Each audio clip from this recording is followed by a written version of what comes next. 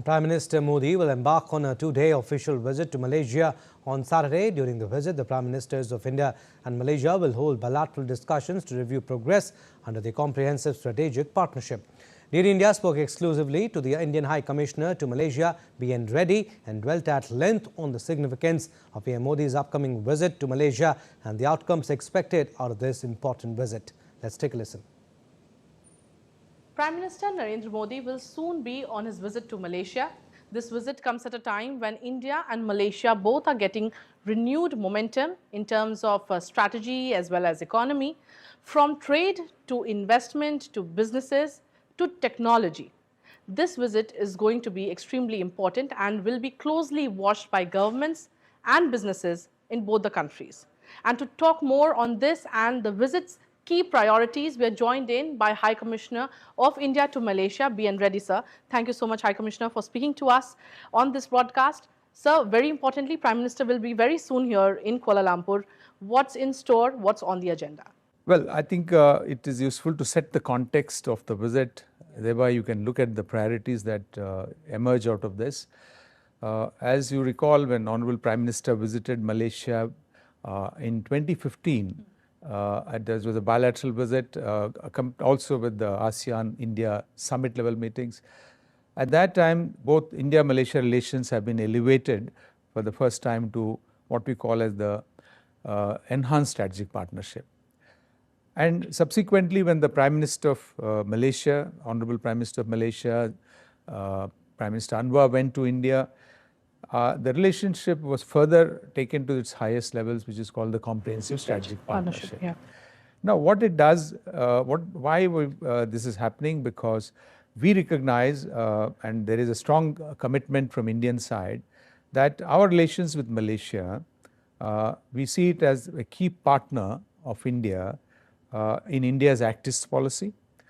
Number two, they're also part of a vision Mahasagar and the larger Indo-Pacific policy of India. Now, if you were to look at all this in context, you would understand also, we can all see that the relationship is multidimensional, and hence the priorities are in diverse sectors. Yeah. Now, in this, the key priorities certainly are going to be in trade and investment to begin with, and also the economic cooperation we are looking at. Then we have the defense, security, semiconductors, digital technologies. Then we have the renewable energy, education, healthcare, and of course the people-to-people exchange. Now here, to put it in a nutshell, on the trade front, we have almost touched the $20 billion trade over the last 2-3 years. Our efforts are going to be on looking at how do we increase this particular trade component. Similarly, we also have to see in the ASEAN-India context, there are also trade deals which are under negotiation. But the main focus will be to move away from traditional import-export of agricultural products into more manufactured products, industrial goods and electrical and electronic products, and also machinery, etc. So this focus will be, this is also a priority that will be discussed in this context. Then we have on the investment front, there are two-way investments are taking place. And here I would touch upon this fact that we have also on parallel India-Malaysia CEO Forum, which is going to hold its 10th meeting in Kuala Lumpur. The two corporate worlds of India and Malaysia would come together and understand and also see how to contemporize the business relationship. They will also feed into the government level deliberations on the policy front.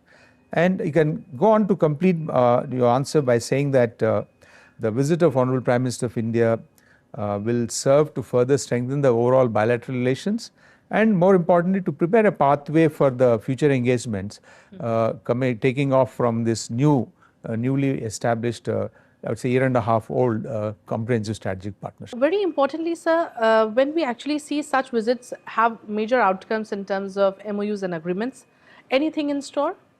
Let me at this stage clarify that the Honorable Prime Minister's engagement with the CEO Forum, India-Malaysia CEO Forum, would be through a presentation of the joint report which the CEOs are going to finalize tomorrow evening, and present it to both the Prime Ministers on 8th, which is February, the Sunday, soon after the conclusion of the bilateral official level talks. Sir, are India and Malaysia looking at upgrading the SECA for the economic cooperation? Well, as you know, Comprehensive Economic Cooperation Agreement of India and Malaysia, they came into force in 2011. Now it has been, as I can see, you can know, close to 14-15 years. There is a joint committee which is looking at various aspects of the implementation of the SECA. A decision was taken last year that we will initiate the discussions on review of the SECA. Let me again, it has four verticals. One is the trade in goods, trade in services, investments and economic cooperation. So I think a decision that the review process, to expedite the review process so that SECA becomes more contemporary and in sync with the new demands of the economy and new priorities that the governments have identified. Semiconductor is one of the sectors where India and Malaysia are trying to, get in more probably investments and interests from private players. As you rightly said, semiconductors is one of the priority areas for the two governments.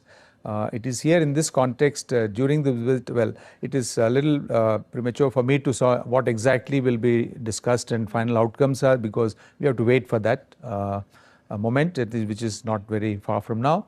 But let me give the larger context of where we are looking at semicon collaboration. We are also, one is at the government to government level to provide a kind of framework for collaboration in the semiconductors. Both governments are discussing on a memorandum of understanding. So there will be some reference to that during this discussion. Second is we are also looking at industry level collaboration to increase. So wherein the Malaysian Semiconductor Association, similarly Indian Semiconductor and Electronics Association, they are already in close touch with them. They are in the process of also identifying what are the areas in which they would like to collaborate. Third is also on the research and research front.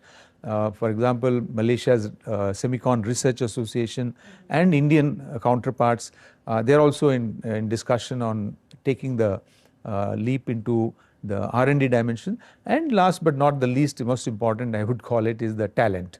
It is here where I think both governments, industry also recognizes the importance of the the talent that need to be. Here I want to just mention IIT Madras Global. They have recently signed an MOU with the state of Selangor.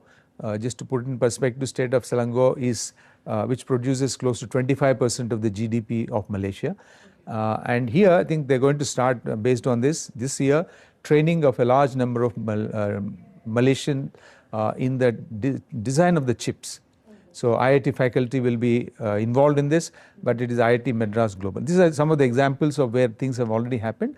And this will, one last point I want to mention, that Malaysia has a record of having almost close to 4 decades of development of semiconductors. And here there is a lot of potential for what they call is advanced technology enterprises, which are essentially called them ancillary units, which are supporting the global semicon majors in Malaysia for about 4 decades. That particular segment, which is very much needed for our semicon growth to happen, in a sense of let me use the word slightly, leapfrog. And the role of the Malaysian ATs, these enterprises will be very crucial, and they are already started having partnerships in India. And in fact, last year there was a trade mission by Malaysian Minister of State on for trade, investment and industry. In that visit also he sort of expressed very clearly that Malaysia would like to be part of India's semicon growth story. Absolutely. Thank you so much, High Commissioner, for speaking to us. Definitely a visit that will pave a roadmap for future engagements that India will have with Malaysia, as well as definitely a very huge and vibrant Indian diaspora that awaits Prime Minister Narendra Modi's arrival. This is Meghna Dev for Reddy India from Kuala Lumpur, Malaysia.